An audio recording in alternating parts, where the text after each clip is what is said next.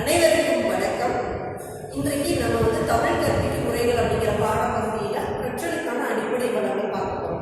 ஒரு ஆசிரியருக்கு கற்றல் கற்பித்தல் செயல்பாடுகளில் அவங்களுடைய திறமை, கருத்துக்கள் சொல்வதற்கு தேவையான தகவல்களை சேகரிப்பதற்கு என்ன மாதிரியான வளங்கள்லாம் பயன்படுத்தணும் அப்படிங்கிற கருத்துக்களை பற்றி தான் இன்னைக்கு நம்ம பார்க்க போகிறோம். கல்வித்துறை, தமிழ்துறை தொடர்பான வளங்கள் என்னென்னலாம் இருக்குது அப்படிங்கிறத பற்றி இன்னைக்கு நம்ம டிஸ்கஸ் பண்ணுவோம். சரி, போலாம். அனைவருக்கும் வணக்கம்.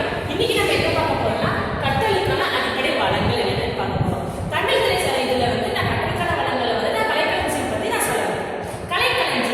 களஞ்சியம் அப்படின்றது பல பல விஷயங்கள் கூட ஒரு தொகுப்பு, மல்டிபிள், அதாவது நிறைய தகவல்களை கொண்ட ஒரு தொகுப்பு தான் களஞ்சியம் சொல்றோம். என்ன களஞ்சியம் பார்க்கும்போது கலைக்களஞ்சியத்துல கலையில டிஃப்ரெண்ட் டைப்ஸ் ஆஃப் ஃபீல்ட்ஸ், பல்வேறு துறைகளின் தகவல்களை உள்ளடக்கிய ஒரு களஞ்சியம் தான் கலைக்களஞ்சியம் சொல்றாங்க. இதுல தமிழ், இலக்கியம், கணிதம், வரலாறு, தொழில்நுட்பம், இயற்பியல், வேதியியல் போன்ற பல்வேறு துறைகள் எண்ணற்ற வார்த்தைகள் மூலமா எழுத்து வடிவில் உருவமைக்கப்பட்ட ஒரு தொகுப்பு தான் கலைக்களஞ்சியமா இருக்கு. இந்த கலைக்களஞ்சியம் எழுத்து வடிவில் காகிதமாக மட்டும் இல்லாம இணையதளங்களில் விக்கிபீடியா அப்படின்னு சொல்லக்கூடியதையும் கிடைக்கிறது. இதுல வரலாற்று கலைக்களஞ்சியம் நான் முக்கியமா சொல்லிடணும். ஏன் அப்படின்னு பார்த்தா வரலாற்று கலைக்களஞ்சியமானது 7500 பக்கங்களை கொண்ட 10 தொகுப்புகளை குறிப்பிடப்பட்டிருக்காங்க. நன்றி. Good morning. இப்போ நம்ம தமிழ் கற்பிக்கும் முறைகள் கற்றலுக்கான அடிப்படை வளங்கள் பார்த்துட்டு இருக்கோம். கற்றலுக்கான அடிப்படை வளங்களில் நம்ம நிறைய சொல்லலாம். பாட புத்தகங்கள் சொல்லலாம், கைடு, அந்த நம்ம உதவிக்கு வச்சுக்கோட கையேடுகள், அது ஆடியோ வீடியோக்கள், படங்கள், இது எல்லாத்தையுமே சொல்லலாம். இப்போ நான் என்ன எடுத்துக்கிட்டேன்னா அபிதான சிந்தாமணி அப்படிங்கிறத அகராதி நான் எடுத்துருக்கேன். அபிதான சிந்தாமணியை இயற்றியவர் சிவபிரகாச முதலியார். சிவபிரகாச முதலியார் சென்னையில் உள்ள பச்சையப்பா பல்கலைக்கழகத்தில் பணியாற்றியிருந்தாரு. அப்போதான் இந்த அபிதான சிந்தாமணி அப்படிங்கிற ஒரு நூலை எழுதியிருக்காரு. இந்த நூல் 1910 1050 பக்கங்களை கொண்ட நூலாக இருந்திருக்கு. முதல் பதிப்பகம். இரண்டாவது பதிப்பகம் 1964 1634 பக்கங்களை கொண்ட இரண்டாவது பதிப்பகமாக சிவபிரகாச முதலியார் எழுதியிருக்கார். இதை எழுதுறதுக்கு யாரும் முன்வரதான் இல்லை. இவர் தான் முதல்ல இயற்றியிருக்காரு சிவபிரகாசர். அதுக்கப்புறம் இவர் அதில் என்ன அதை பற்றி சொல்லியிருக்காங்க அப்படின்னு பார்த்தீங்கன்னா வாழ்க்கை முறைகளையும் புராண கதைகளை பற்றியும் சொல்லியிருக்காங்க.